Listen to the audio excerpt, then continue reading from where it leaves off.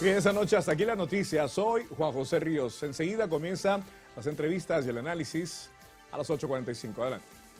Gracias, muy buenas noches. Iniciamos ya a las 8:45 en este frío jueves. Una noche muy fría de jueves, ya adentrándonos a la última parte de este 2020 y también saludamos, como todos los jueves, a Cristian Castillo. ¿Cómo estás, Cristian? Don Mario, pues ya terminando el 2020, como bien refiere, al final acercándonos a la etapa que nos sirve a todos y a todas las ciudadanas de este país a desconectarse, un poco a cambiar de ambiente, de cassette. El chip, ¿no? Entonces creo ya estamos en la parte... Justo y necesario en este año. Sí, ha sido un año interesante.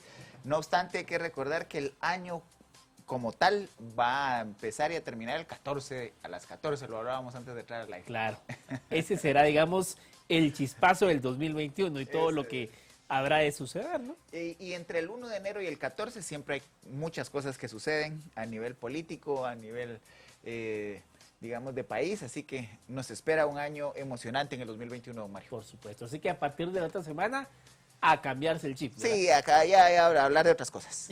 Claro. Bueno, pero algo que sí está vigente, hayan o no hayan fiestas, y por supuesto que muchas personas van a observar las tradiciones de la época, es lo que nos trajo este 2020, esta situación que puso al mundo de cabeza.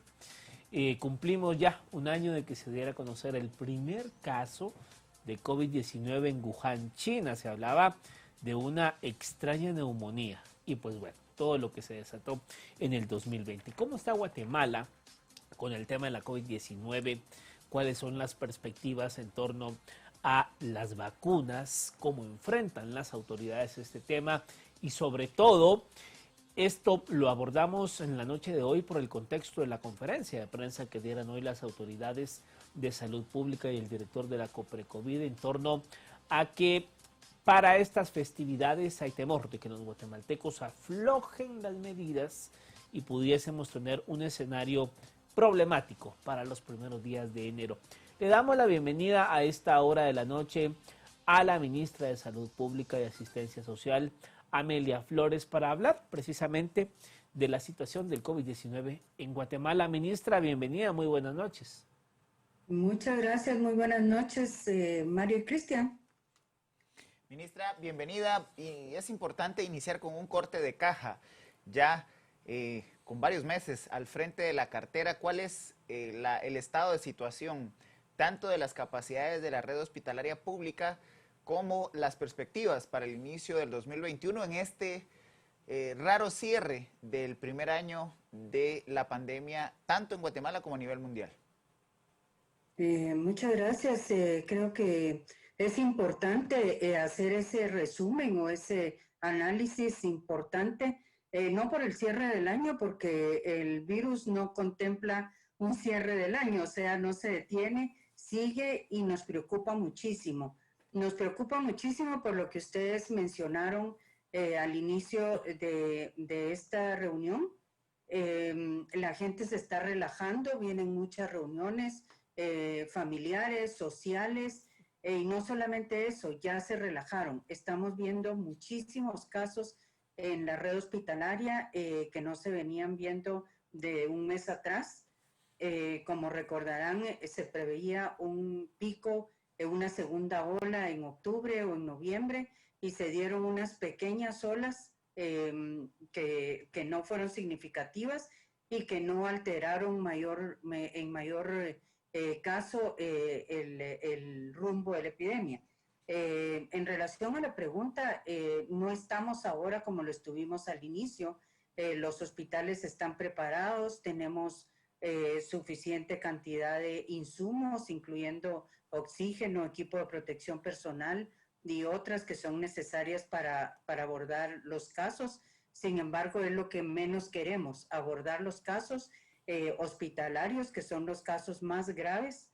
Ya los estamos viendo, pero queremos seguir haciendo un llamado a la población para asumir con responsabilidad este mes de diciembre. Desde noviembre hemos visto un desorden increíble, muy manifiesto en playas, en reuniones, en centros comerciales, en mercados. y aún en supermercados ya no se respeta como al principio, ya no existe el aforo ni las normas están tan estrictas como se dieron al principio. O sea, estamos muy preocupados por cómo se pueda dar la situación a final de año y al inicio del 2021. Ministra, esto tiene que ver, digamos, en la forma como los guatemaltecos, y bueno, no es propio de los guatemaltecos, digamos, en la forma como está enfrentando el ser humano esta situación. Se lo comento porque, digamos, la psicosis, el temor y el pánico que había en marzo, pues no es el de ahora. O sea, las personas ahora salen, como usted bien dice, se reúnen, hay pues conatos, vamos a llamarle, de convivios, pero pareciera que las personas pues ya hacen parte de la vida del coronavirus y pues bueno, si me da, me da, pero estamos hablando de algo que todavía está provocando muertes en el país.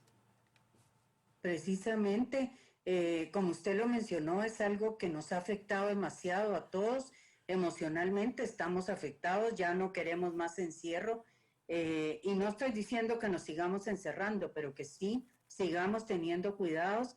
Estamos enfermando a los adultos mayores, a aquellos más vulnerables, y son los que están ocupando las emergencias y los intensivos de los hospitales, tanto públicos como privados. Tenemos una gran cantidad de personas positivas jóvenes que lo están pasando mejor y, o sea, como sintomatología leve o algunos asintomáticos, y eso puede ser que les deje de preocupar tanto. Sin embargo, nunca se sabe cómo va a reaccionar el organismo y lo delicado está en que estamos ocasionando riesgos innecesarios a la población. Y quiero resaltar aquí también que recuerden que en el mes de marzo a junio, agosto, el personal médico de la red hospitalaria se esforzó muchísimo, sacrificó sus vidas, siguen haciéndolo, y no es justo que por las irresponsabilidades de algunos vayamos nuevamente a ocasionar ese cansancio y ese desgaste en el personal médico, como ustedes, médico y paramédico y de apoyo. Como ustedes saben, nosotros estamos reforzando el nivel de atención primaria con el objeto de hacer una detección rápida, temprana y poder abordar los casos aquí. Sin embargo, la preocupación está en el descuido y en los casos graves que se den en la red hospitalaria. Señora ministra, como parte de este primer repaso que estamos haciendo de prácticamente a un año de que el virus se conoció a nivel mundial, en el caso concreto de Guatemala, ¿cómo está el estado de situación respecto de la contratación y el pago de salarios para el personal médico y sanitario, principalmente de los hospitales temporales que han sido creados específicamente para atender la pandemia en nuestro país? Mire, en este momento estamos trabajando y hay esfuerzos fuertes en las unidades de recursos humanos de cada una de las unidades ejecutoras para cumplir con el proceso de contratación de todo el personal que inicia en el mes de enero. Acuerden que los contratos terminan en diciembre, el 31, y la apuesta es a que el personal esté tranquilo de que va a iniciar el primer día hábil de enero. Bueno, los que son asistenciales y hacen turnos saben que esto es corrido, igual si es primero o es 2 o 3 el primer día hábil, ¿verdad? Entonces, estamos garantizando que eso se da y corriendo para que los procesos se hagan de manera rápida y podamos garantizar que ellos tengan su salario en el mes de febrero, a mediados, lo más tarde. A este momento, señora ministra, no hay pagos atrasados de salarios para el personal sanitario. No, pagos salarios de mes no hay nada pendiente, todos están cancelados y ya a estas alturas del año ya no es posible que se tengan pagos retrasados, ¿verdad? Ya no hubo contrataciones nuevas en el mes de noviembre, por ejemplo, como para tener esos retrasos. Ministra, quisiera, a propósito del tema de los hospitales, quisiera preguntarle, en medio de esta pandemia, de esta situación, digamos ya en los últimos meses, ocurren estos desafortunados 2 eventos de las tormentas Iota y Eta. ¿Cuál es la situación de esa población que tuvo que irse a albergar y que, pues bueno, es entendible en medio del querer salir bajo la tormenta, rescatar la vida de las personas? Pues el tema de distanciamiento social, mascarilla, todo eso es entendible que alguien no se iba a poner a pensar en una mascarilla cuando estaba en medio de salvar la vida y la de sus hijos. ¿Cómo está la situación de estas poblaciones, ministra? Mire, en un inicio fue de verdad increíble ver la situación en la que las personas estaban quedando. Nosotros tuvimos la oportunidad de visitar algunas áreas en las que se perdió totalmente las viviendas, los servicios de salud quedaron bajo el agua. Sin embargo, la gente seguía con ánimo, ¿verdad? Además de todo esto, que perdieron todo. Sin embargo, como usted lo menciona, el uso de mascarilla cero, nadie usaba la mascarilla, no tenían cabeza para eso, a pesar de que estábamos dando las mascarillas, dando promoción, atendiendo en servicios provisionales para darles la mejor atención que se requiriera. Afortunadamente no se perdieron vidas en algunas de las áreas afectadas. Sin embargo, en los albergues, como es sabido por todos, hay hacinamiento, es muchas veces difícil lograr que esto no se dé. Ahí se estuvo haciendo desde el inicio hisopados a la población albergada, los detectados positivos se lograron aislar en albergues cercanos, pero gracias a Dios no hubo casos graves que lamentar, eran casos asintomáticos o leves y seguimos vigilando todo esto. Lamentablemente son poblaciones bien vulnerables en pobreza y ahora en pobreza extrema, además de esto por haberlo perdido todo. Señora ministra, el tema de las pruebas de COVID-19 fue uno de los temas más discutidos y controversiales a lo largo de este año y sobre todo de los meses en los cuales ya la pandemia llegó a nuestro país. En este momento, ¿cuántas pruebas se aplican por día y cuál es el diseño metodológico que permite hacer algún rastreo del nivel de contagio a nivel nacional? Sí, muchas gracias. Como ustedes saben, se utiliza el tablero de alertas en el cual cada uno de los municipios tiene un número determinado de cuántas pruebas deberían hacer para determinar cómo está circulando el virus o cómo está la epidemia en cada uno de los municipios. En base a eso, cada uno de los centros y puestos de salud cuenta con kits para realizar las pruebas de antígenos. Además, contamos con una estrategia de unidades móviles que recorren la mayoría de los municipios más riesgosos del país. Y a esto me quiero referir por qué el cambio de estrategias y por qué no se puede hablar de un número específico en cada lugar. Y esto se refiere a que la mayoría de la gente no acepta la realización de la prueba. Hemos promocionado, hemos hablado de la misma.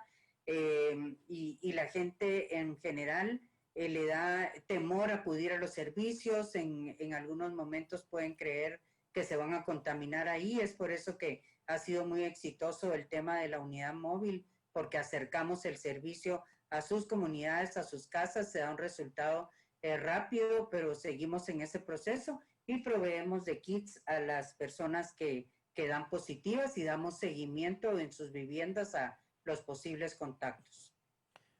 Ahora, ministra, en las últimas semanas, en los últimos días, pues ya hemos conocido de avances en el tema de las vacunas contra la COVID. Esta semana se vacunó la primera persona en el Reino Unido con la vacuna de Pfizer, una mujer de 90 años de edad. ¿Cuáles son las previsiones para Guatemala? ¿Qué vacuna se va a adquirir? ¿En qué tiempo creen ustedes que puede venir? ¿Cuál será la metodología? ¿A quién se va a vacunar? ¿A quién no se va a vacunar? Si nos puede dar, digamos, todo el contexto en algo que está llamando mucho la atención en estos últimos días, que es ya el registro de vacunas contra el COVID-19. Bueno, muchas gracias. Nosotros estamos como país incluidos en una plataforma llamada plataforma COVAX, en la que vamos muchos países en esta plataforma. apuntados para para poder adquirir la misma. Para poderla adquirir hemos tenido que pasar todo un proceso amarrados con la asesoría del Ministerio de Finanzas para poder dar un anticipo a la cantidad de pruebas que estimamos tener en la primera entrega. En principio se estimó solicitar 3 millones, no 3 millones, para vacunar 3 millones de personas, o sea, el doble de dosis, porque estas vacunas requieren de 2 dosis. Para esto hubo que hacer una inversión de un anticipo del 15%, que equivale más o menos a $1,5 millones, que ya fueron depositados. Eso nos garantiza que estamos listos para poder adquirir las dosis de vacuna. No podemos saber a la fecha cuál es la vacuna que vamos a poder obtener. Sin embargo, estamos trabajando para que la vacuna que se nos pueda dar reúna las condiciones de refrigeración que maneja el país. Acuérdense que hay alguna vacuna, la que ya se está utilizando en el Reino Unido, utiliza un sistema de congelación de menos 70 grados que nosotros no tenemos en el país. Sin embargo, hay otras vacunas que se están fabricando que sí cuentan con temperaturas manejables, como de 3 y 7 grados, como la que se utilizan en la red de vacunación habitual en el país. Es decir, ministra, si sacamos entonces ese elemento de la refrigeración y las condiciones para esa vacuna, entonces, ¿de qué farmacéuticas estaría adquiriendo Guatemala para, digamos, sortear ese elemento de la refrigeración? Sí, mire, hay varias. O sea, ahorita de igual manera todas están pasando un proceso aún de investigación, están pendientes aún de las últimas fases. Una es la de Oxford, que distribuye AstraZeneca, que es una de las que consideramos que son mejores para el país. También está produciendo ya Taiwán, está la vacuna rusa, y hay otras que reúnen las condiciones para poder ser aceptadas en el país. Consideramos que esta primera que mencioné sería la más adecuada en relación a la implementación de la vacuna o los grupos catalogados como principales o prioritarios. Están en primer lugar todos aquellos trabajadores de salud que están y han estado en primera línea. Esto quiere decir todos aquellos que están en contacto con los pacientes COVID. Ese es el primer grupo. Luego, toda la red de servicios hospitalarios, o sea, vamos bajando a todo el resto de personal que trabaja dentro de los hospitales, y seguimos con los que trabajan en primer y segundo nivel, y aquí también estamos estimando aquella población mayor de 60 años, pero principalmente aquellos que tienen alguna condición crónica, como diabéticos, personas con cáncer, hipertensos, etcétera. Señora ministra, para ir cerrando esta primera etapa y entrar a las previsiones y todo lo que el ministerio recomienda para el cierre del año a las y los guatemaltecos, es importante conversar sobre esa decisión que ya se ha tomado del cierre de la COPRECOVID. ¿Cómo está el Ministerio de Salud Pública y Asistencia Social en este momento para prescindir de esta instancia que se creó temporalmente para apoyar precisamente en las políticas públicas de contención, mitigación y combate a la COVID-19 en nuestro país? Sí, muchas gracias por la pregunta. Este es un tema importante porque nosotros ya veníamos trabajando en un proceso de transición. Recuerden ustedes que el Ministerio de Salud preside la COPRECOVID. Tenemos un director que es el doctor Edwin Asturias, sin embargo, el ministerio lo preside. Hemos trabajado de la mano y realizado un trabajo conjunto desde que esta administración llegó, y hemos trabajado en todo un plan de transición y de implementación en el que estamos contemplando un equipo asesor en un comité similar a la COPRECOVID, que puede ser COPRECOVID o no COPRECOVID, pero dentro del ministerio ya de manera muy institucional. Ahora bien, ministra, entonces, asume usted, digamos, el papel, como usted bien dice, pues el nombre es lo de menos, Coprecovid o ministerio, igual la instancia rectora de la salud pública es la cartera que usted dirige. ¿Asumiría usted entonces el rol que tiene hasta hoy el doctor Asturias? Desde luego, o sea, no es el rol específico que tiene el doctor Asturias, igual estaríamos acompañándonos de un equipo de asistencia técnica con este perfil, como lo es. Recuerden que el doctor Asturias no solamente ha trabajado en el tema del COVID, él es un experto en vacunas y nos está apoyando en todo el tema de la vacunación para COVID y la implementación en el plan de implementación. El doctor ha hecho pues un repaso bastante amplio de las políticas sanitarias de las cuales dirige el Ministerio de Salud Pública y Asistencia Social. Es importante ahora entrar a la discusión precisamente de los riesgos y las prevenciones que hay que tener en la población guatemalteca respecto del cierre del año y las festividades que conllevan pues la aglomeración de personas y el relajamiento de las prácticas sanitarias. ¿Cuál es la principal alerta en este momento para el Ministerio de Salud Pública y Asistencia Social y cuál es el llamado inicial a la población guatemalteca? Mire, el llamado más importante es el llamado a la responsabilidad. Que actuemos como actuamos al principio, no con temor, sino con responsabilidad.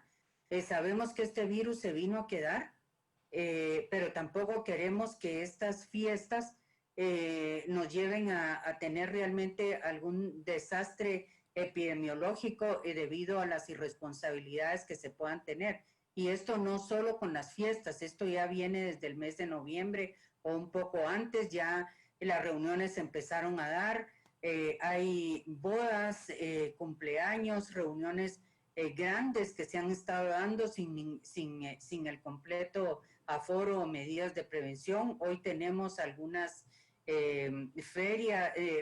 fiestas importantes de algunas municipalidades subidas a las redes, de las municipalidades. De verdad es una pena.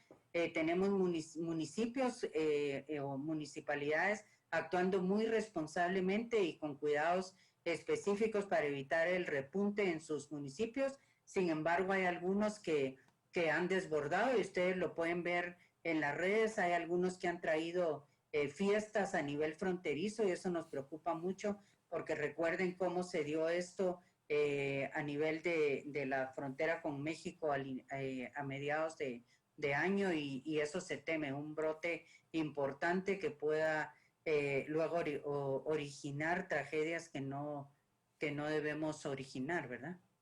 Creo que ya lo mencionó, pero si nos puede refrescar la capacidad de los hospitales al día de hoy, las unidades de cuidados intensivos para pacientes de COVID-19, ¿cómo se encuentran?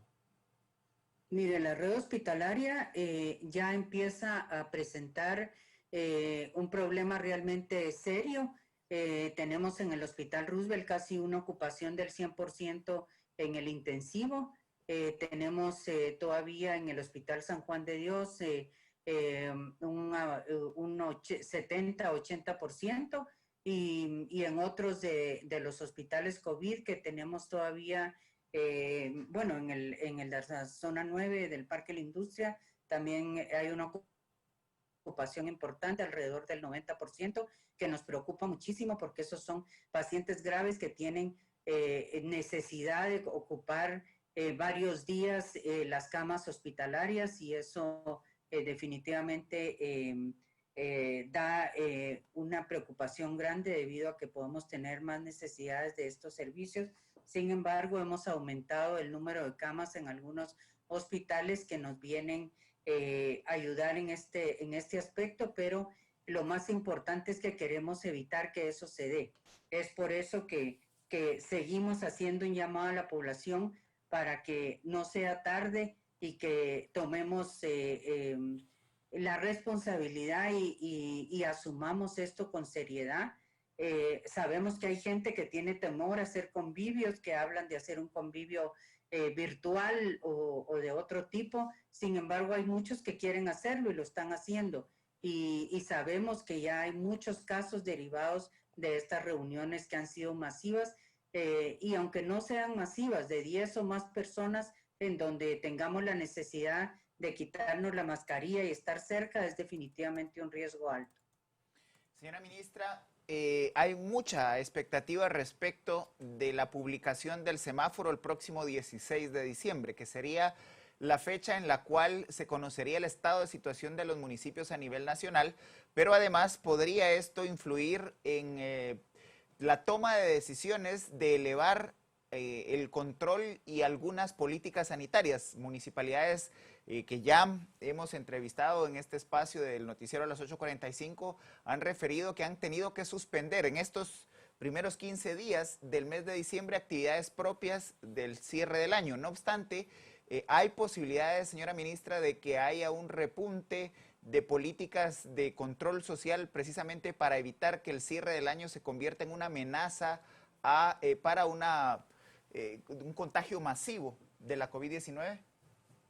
Mire, nosotros no queremos llegar a ese extremo, por eso estamos reforzando las medidas de comunicación, trabajando a nivel de los centros comerciales, mercados y todo esto para poder hacer una vigilancia permanente, para poder monitorear y reforzar con cada uno de ellos el respeto a los lineamientos que se deben seguir. Y esperaríamos que se tome conciencia y no llegar a medidas extremas. Ahora bien, ministra, volviendo un poco al tema de la vacuna, ¿en cuánto tiempo creen ustedes o la previsión de que se pueda hacer una vacunación masiva? Le pongo un dato para partir de ahí. Alemania considera que la población que ellos han elegido, que es muy parecido en todos los países, personal de salud, personas de la tercera edad con enfermedades de alto riesgo, ellos calculan que en un año pudiesen tener ya su población con la vacuna, inmunizados con la vacuna. De Guatemala, ¿se tiene una previsión de la temporalidad? Mire, ahorita no bueno, nosotros esperaríamos y hemos calculado que en el primer semestre podríamos ya en el país alguna cantidad de vacuna basado en el mecanismo de la plataforma COVAX, en donde, como lo mencioné, ya hemos invertido $10 millones con el anticipo y estamos pendientes de poder pagar el siguiente para en cuanto se dé la primera, la apertura de la vacuna que ya viene con las calidades que el país requiere, podamos irla recibiendo. Ahorita no podemos dar un estimado exacto de cómo podamos iniciar, porque como ustedes bien saben, en esta plataforma estamos muchos países que vamos a ir recibiendo la vacuna de manera parcial, ¿verdad? Vamos a ir teniendo dosis de vacuna, por decirlo, poco a poco. Sin embargo, hemos tenido últimamente reuniones con diferentes actores de la sociedad civil y del Congreso, en la que nos han interrogado en relación a esto, nos han mostrado el interés que se tiene en que el país tenga la vacuna y sabemos que no solo ese es el esfuerzo del Ministerio de Salud, sino de todo el sector gobierno que está participando para poder contar con los recursos. Precisamente en estos días hemos estado también trabajando tocando puertas para ver diferentes iniciativas en donde podamos tener alguna apertura para trabajar extra a la plataforma COVAX con otras modalidades y poder adquirir paralelamente otra cantidad de vacunas que no sea a través de esta plataforma. Esto nos ayudaría a contar con más cantidad de vacuna y poder cubrir más rápidamente a la población prioritaria y luego ya ir bajando a la población general adulta.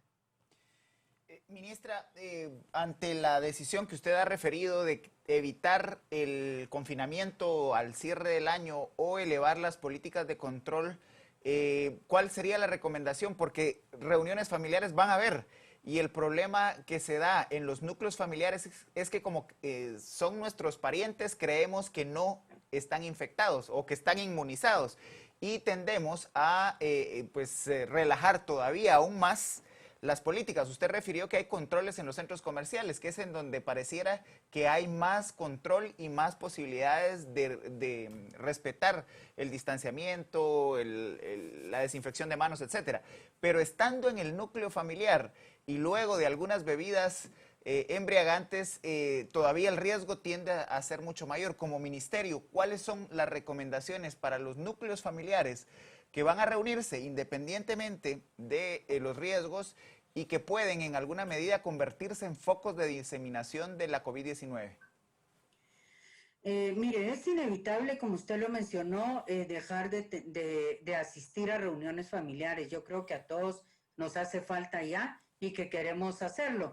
Creo que lo importante es tener en cuenta que los lugares cerrados van a ser los más riesgosos, que tener áreas abiertas es lo más adecuado, poder mantener cierto distanciamiento. Claro que cuando vamos a comer o a beber vamos a tener que retirarnos la mascarilla, pero yo creo que mientras más tomemos conciencia de tomar una bebida, volvernos a colocar la mascarilla, sabemos que es molesto, pero es necesario tener ese temor al virus y estarlo haciendo para evitar cualquier contagio que se den entre el núcleo familiar, que son los que se están dando desafortunadamente. Así que ese es el tema, procurar espacios abiertos, tener ventanas abiertas si no es un patio o un jardín. Eso lo consideramos muy importante, tener el alcohol en gel. Creo que otro tema pudiera ser no compartir cubiertos, no compartir un vaso, que son reglas que debemos seguir utilizando de por vida. Ahora bien, ministra, digamos, conforme va avanzando el tiempo y van surgiendo todo el tema de registros de vacunas y todo esto, pues, ¿cómo se prepara el ministerio también para controlar a los charlatanes? Que bueno, ya lo vimos al inicio de esto, no faltará el charlatán que empezaron a sacar productos para curar y prevenir el COVID. Hubo gente incluso capturada por ese tema, y con la vacuna en un país como el nuestro es de esperarse de todo. ¿Cómo se prepara el ministerio para precisamente evitar que haya gente oportunista que quiera engañar a la población tratándolo de vender algo que sabrá Dios qué es, ¿no? Sí, mire, ya hemos iniciado, hemos estado trabajando en un proceso de comunicación para que las personas no se dejen engañar, que cuando tengamos la vacuna va a ser público, vamos a poder demostrar que la vacuna se recibió, vamos a tener la capacidad para resguardarla, para garantizar dársela a la población de la mejor manera, con todas las condiciones de calidad que se requieren, pero principalmente que no se dejen engañar por ninguna publicidad vía Facebook, vía cualquier red social o prensa escrita. Esta vacuna va a contar con los registros tanto del FDA o del país de donde tiene origen y de los registros nacionales a través del Ministerio de Salud. La vacuna va a ser completamente gratuita y no van a haber distribuidores ajenos a servicios de salud. Puede ser que en algún momento las clínicas privadas puedan tener acceso a la compra de vacunas si eso se da en el país, pero no a través de redes sociales o de campañas externas al Ministerio de Salud. Señora ministra, en este punto que es fundamental también, ¿cuál sería el elemento que el ministerio exigiría para evitar que privados puedan también, o el control de privados que vayan a tener acceso a la distribución de vacunas?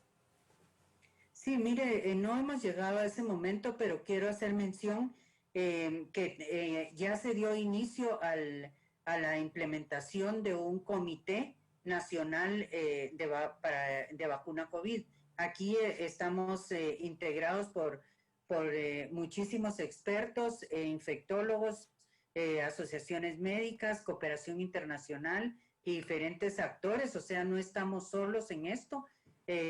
Todos vamos a estar vigilantes porque las cosas se hagan bien. Se están tomando en cuenta todos los aspectos que usted está mencionando y seguimos abiertos a la participación de muchos actores que consideren poder dar aportes científicos a todo este proceso.